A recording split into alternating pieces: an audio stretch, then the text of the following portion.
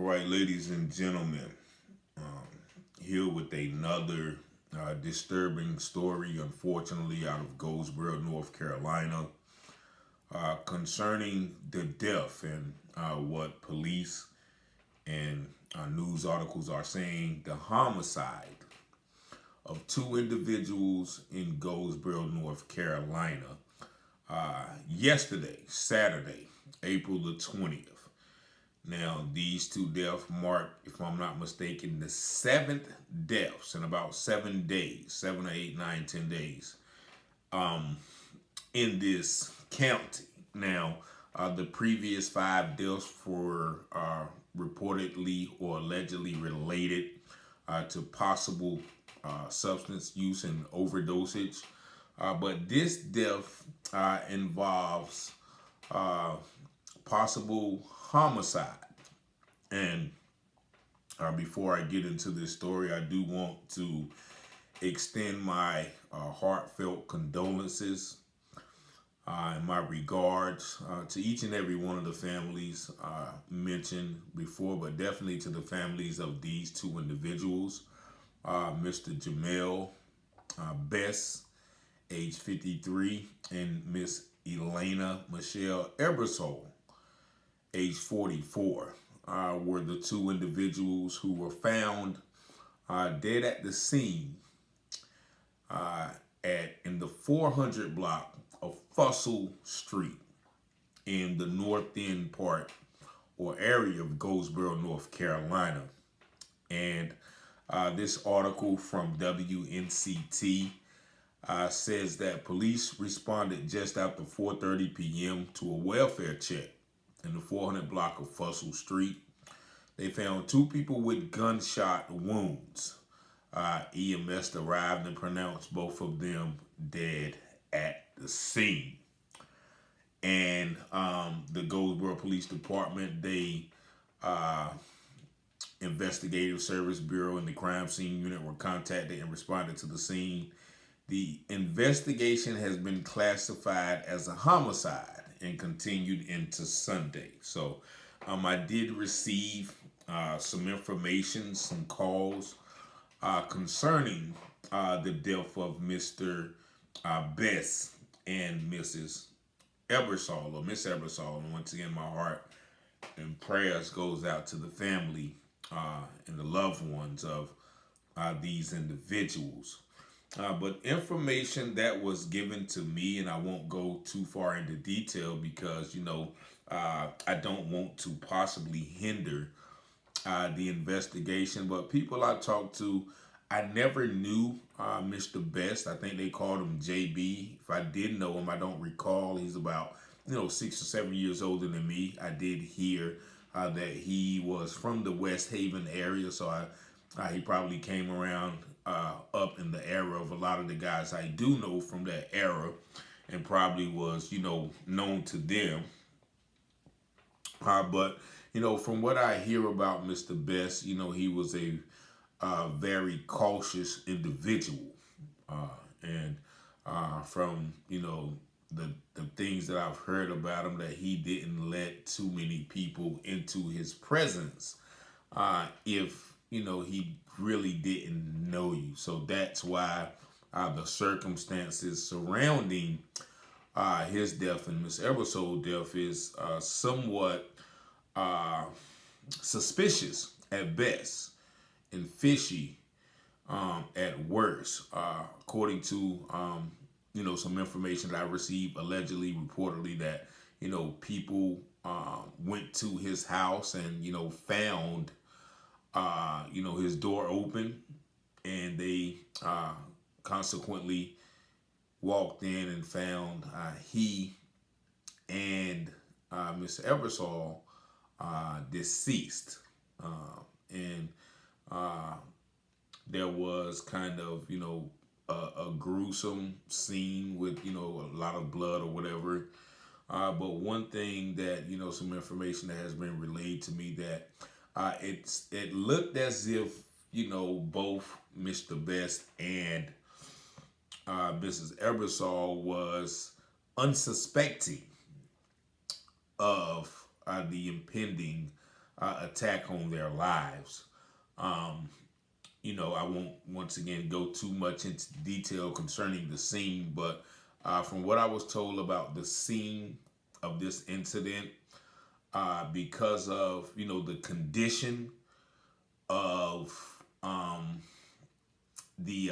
scene in the area, that robbery was not a motive, and also they once again looked very comfortable, as if they knew the individual that may have done this.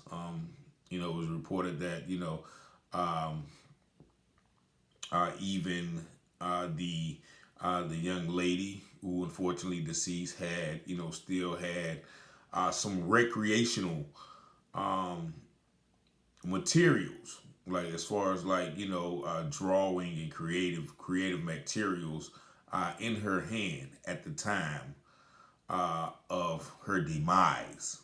Therefore, which further lends credence to there being an unsuspecting attack.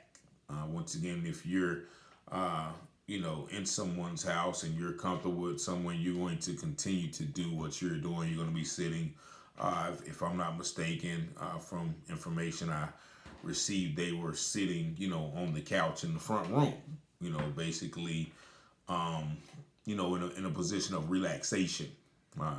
And it was then, I guess that their lives were taking, and then, the people who found them and the police came to find that the door was ajar. And I know that block of Fussell Street, the area is, not, each house is not too far from each other, which further adds some sort of suspicion to the incident, because if someone dies from gunshots, it's almost inevitable that people will hear those shots with houses in such close proximity. And I think when the bodies were found, or they were discovered, I think children were playing in one of the yards close by. So either the individual assailant may have used something in the form of a silencer in or some regards, or it was done, at a time early in the morning, or late at night, where people may have been asleep and not really alerted to the fact. But once again, the bodies were found at 4:30 and 4:30 p.m. So it does not say when the actual death occurred. Of course, the autopsy and things like that will probably reveal more of that in the days to come. But once again, this is a deeply saddened tragedy, where once again this is the seventh death, and classified as a double homicide, where two lives, fairly young, have been lost, and hopefully that the individual who took these lives in such a cold-blooded manner will be caught. Hopefully, the investigative arm of the Goldsboro Police Department, the SBI, and all of the legal law enforcement bodies of this area will be able to do due diligence and figure out and bring some justice to the loved ones of these two deceased individuals.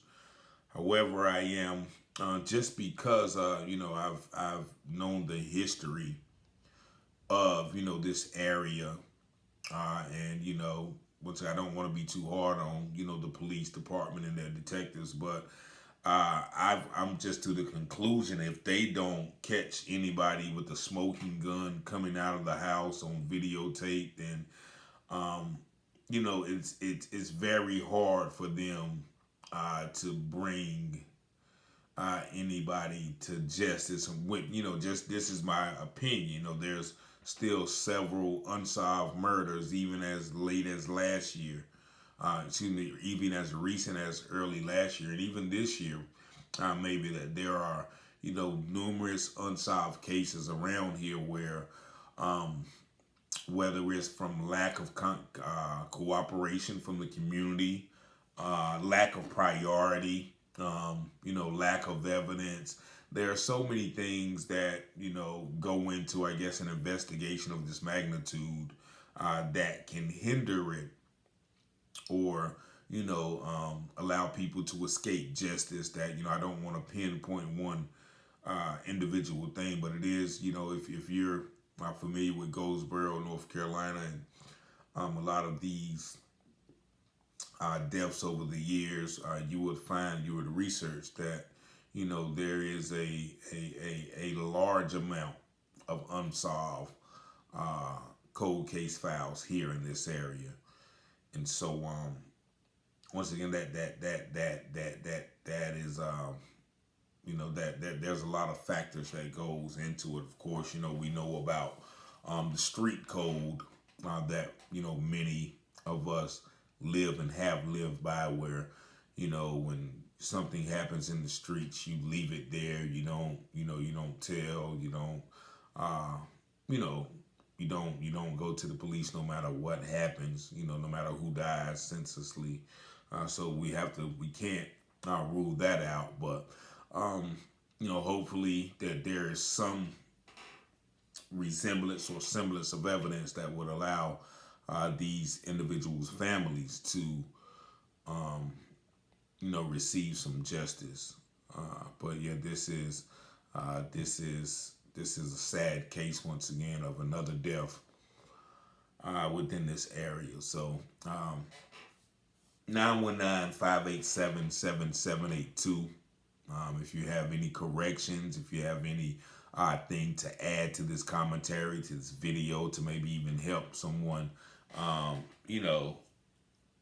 help get justice for these two individuals.